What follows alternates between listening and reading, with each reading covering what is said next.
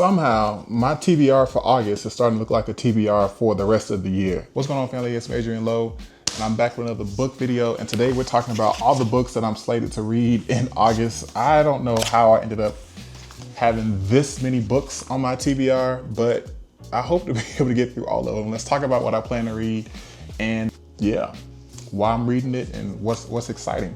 First book on the list is Burn Down Master's House by Clay Klein. I gotta say, shout out to Black Lit Geek for even putting me onto this book. The first time I saw this book was when I was watching videos on his page and he was talking about his first impressions of Burn Down Master's House, and I'm excited to read it. I actually reading this one with my book club, Brothers in Books. We'll start on August 24th and we'll go through September. We'll meet about 3 or 4 times to discuss the book.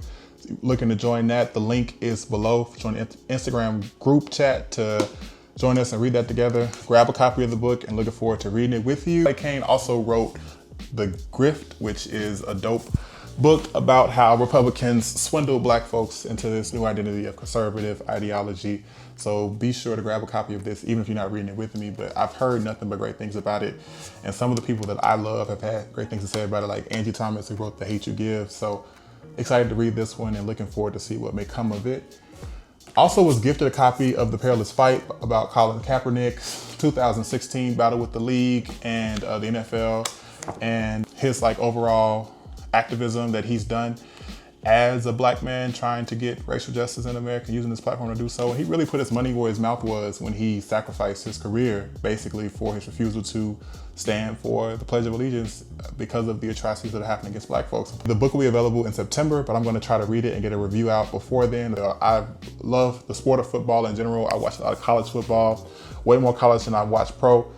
But seeing Kaepernick talk about this and also seeing kind of like the protests that were surrounded around this and this topic for so long and just kind of fade away and die away, I'm interested to see what Colin's perspective of this is and his understanding of how Black folks kind of, in a way, a lot of celebrities left him out to dry when he's put his money online and really put his stake in the ground for his fight against racial injustice as an NFL player. Next, I also grabbed The Fraud by Zadie Smith. I grabbed this book because I was in the bookstore, both of these books rather. I love the way the colors look. This one was on sale for $10, and Zadie Smith, I believe, wrote the Introduction to Recitative by Toni Morrison, and so I figured if she's associated with Toni Morrison, she has to be a pretty decent writer. So this was, and it also had a New York Times book review, 10 Best Books 2023 attached to it, so I was like, okay, I'll check it out. And it is a historical novel where Zadie Smith transports the reader to a Victorian England transfixed by a real-life trial of Tichborne claimant in ways in which a Cockney butcher recently returned from Australia lays claim to the Tichney, I don't know how to pronounce this word, something, with his former slave Andrew Bogle as the star witness. So look, actually, I didn't even know this was about that, but I'm gonna be reading this. This actually sounds pretty good. I literally picked it up because I saw Zadie Smith and I was like, I haven't read anything by them yet, so let me go ahead and grab a copy. And then we also have This Is a Year You Write Your Novel. This is a Year You Write Your Novel by Walter Mosley, because I want to be a writer someday and I need to get serious about the craft of it. And I think just getting back into writing on a regular basis for fun. I write professionally for work. I'm a lawyer by trade, but I would love to write more just for fun and to be able to flex the muscle and learn about it and how to do it. So I'm going to start with this by Walter Mosley. It's only a few, not even 100 pages. It's like 99 pages. So I'm going to read this and get this done and go through that. I'm sure that'll be more like a guide than like a one-time read. And I need to read something serious. So we're going to pick up Crusade for Justice by the autobiography of Ida B. Wells, which is actually an unfinished autobiography because she passed away before she was able to finish it. But this book just looks gorgeous, doesn't it? Look at it. Look at the pictures of our girl, Ida B. I love her so much. Shout out to Ida B. I love what she did for the preservation of Black history and the understanding of Black folks. While it's a sad reality that lynching occurred in America, I think much of the data about lynching in the 1800s through the early 1900s, the little bit that is available is a consequence of Ida B. Wells' advocacy and her commitment to telling the stories of Black folks. And so I'm grateful that she was so involved and interested in making sure that those stories were told, because without her works, we would really have nothing or know nothing about a lot of lynchings that occurred. And she's even referenced in so many other stories and fiction works because of the work that she's done. To talk about lynching, her works is referenced because she's keeping an account of it. So shout out to Ida B. Wells. Also plan to read The Vice President's Black Wife, which is a book I saw on Threads because I had no idea that there was a vice president in the early 1800s who married one of his slaves, and like we never talk about it. So we technically had a black second lady and we don't even talk about it, but she also was a slave. So did she have a choice in being his wife? You know, and was she more a wife or more like a headmistress? Like, I don't know. So gonna check this out. It's about Julia Chin, who was the wife of Vice President Chin, and I think 1832 was the story. So looking forward to checking this out as well. And then on Morrison. I've already talked about this on the page, y'all. I've already started reading this. This is fire. This is one of them ones, I'm not gonna lie. I finished my Toni Morrison collection. I ordered the rest of the books off Thrift Books, so they'll be here. But I'm going to finish reading all of the chapters about the books I've already read. So I've read the one on Song of Solomon, so I'm due to read the one on Rosetta Mercy, The Bluest Eye, Beloved, and Sula.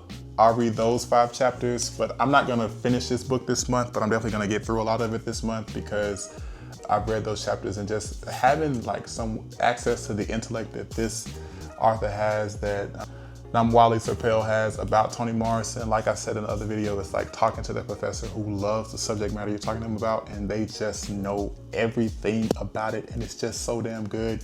Like, this is one of them ones for real. Highly recommend checking this out if you haven't already done so. It's just like, it's magnificent because I feel like Toni Morrison's prose is so hard to understand, and you miss so many things when you read Morrison, and having Namwali kind of walk us through the things was like, it's been fire.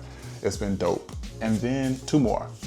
Honey, I've already started this one as well. The cover, it got me. Like, that is captivating. How can you not pick that up?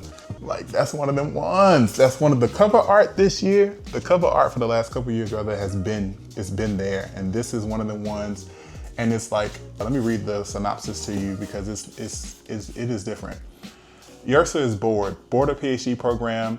Her entitled students are the never-ending pages of racial violence and feminist theory she has to read. But most of all, she's bored with the men in her life, especially the bad ones. And then on one sunny afternoon, she accidentally kills one. Suddenly, a problematic professor is dead, and Yersa, well, she's no longer bored.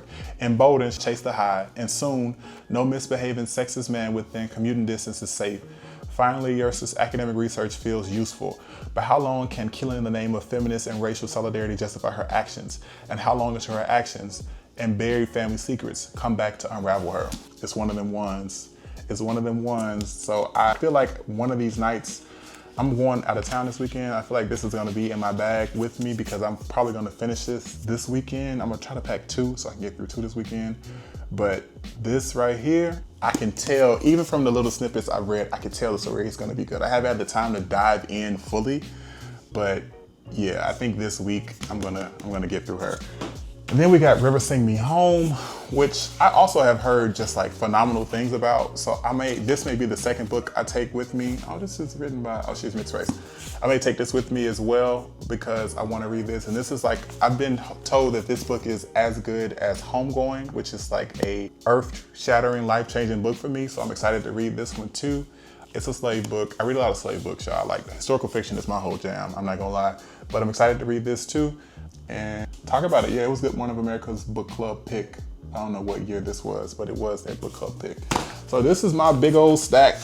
So really it's not that bad because Morrison doesn't really count because I'm not gonna finish it this year. So 1, 2, 3, this month, 1, 2, 3, 4, 5, 6, 7, 8 books ain't that bad. I think we'll get through 8 books.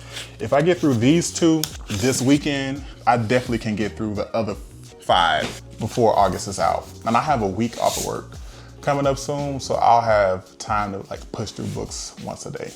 So more thoughts coming soon, but these are the 10 books I'm super excited to read as August continues to span out, and I keep you updated on what I think about the books as I get through them, especially that Colin Kaepernick book because it comes out so soon. So I'll keep you updated and I'll hope to see you again soon. Love and light. Peace.